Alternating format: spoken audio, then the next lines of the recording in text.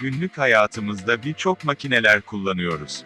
Onların nerede, nasıl çalıştığını zamanla öğrenip, ona göre davranıyoruz.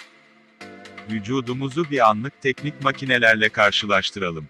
Her ikisinin çalışmalarında, fark etmediğimiz bir eşitlik göreceğiz. Tahta veya demir kesen, motorlu makineye, fazla baskı uyguladıkta, sürtünme nedeniyle, dönüşü yavaşır ve motor boğulur.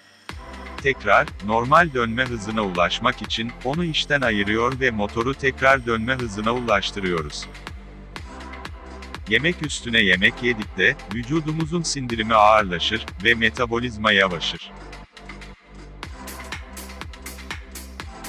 Genç nesilde bu o kadar bilinmese de, orta ve yaşlı nesil sindirim prosedürüne daha hassas. Bunun olmasını önlemek için ne yapmalı?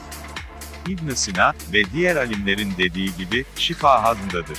Açmadan ikinci öğüne başlamamalı. Yani, nefsi yenerek ara öğün ve şekerli yiyecekleri durduruyoruz.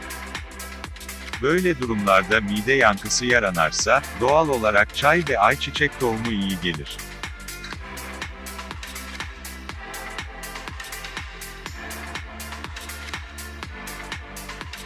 Otomobil, otoyoldan aniden taşlı yola çıkıyor.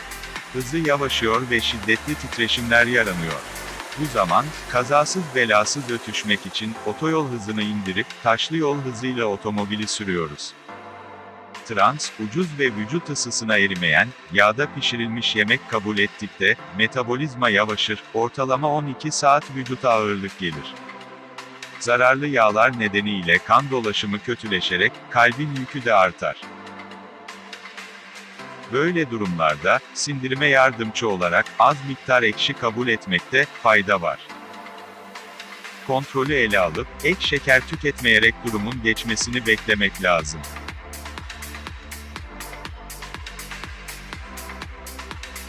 Kadınlar kıyma makinesiyle et çekerler.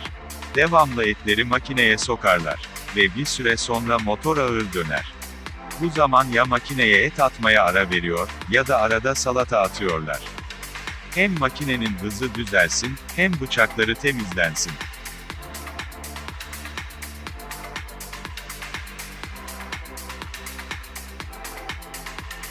Vücudumuz sürekli ağır, proteinli hayvansal gıdalandıkta, rengi saralır, bağırsak fonksiyonu bozulur.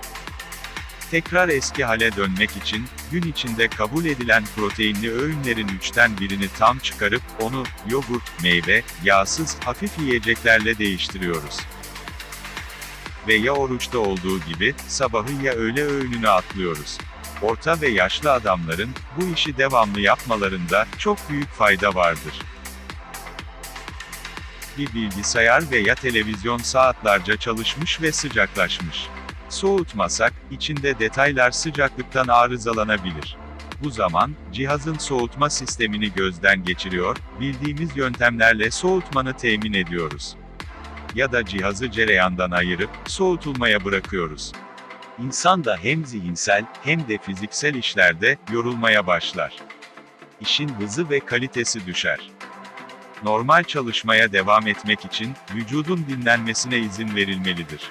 Bir insan ejderha bile olsa, gece normal bir saatte uyuyup dinlenmezse, ertesi günü gün olmaz. Elektrikli süpürge ile tozlanmayı alıyoruz. Bir süre sonra makine tozla dolar ve zor çalışır. Normal çalışması için toz kutusunu boşaltıp tekrar çalıştırıyoruz. Yemekten hemen sonra, tok olarak yatağa yattığında, pankreas safra enzimi durur ve sindirim azalır. Uzanarak dinlenmeyi düşünsek bile, iç organlar, dinlenmeden sindirmek için mücadele ediyor. Böyle bir durumda yatarken, kan sindirime yönlendirildiği için, vücut soğuklamaya maruz kalır.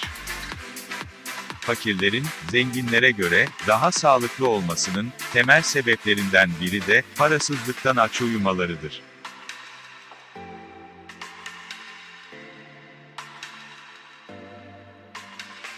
Karıştırma makineleri hamuru karıştırır. Yeterince su dökmezsek, çarkı çevirmekte zorlanır. Suyun vücudumuzda da büyük rolü vardır.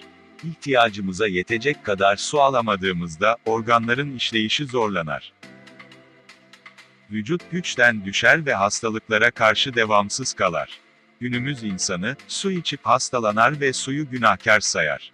Fakat su, 1000 yıllık değişmeyen su. Değişen ise, bizleriz.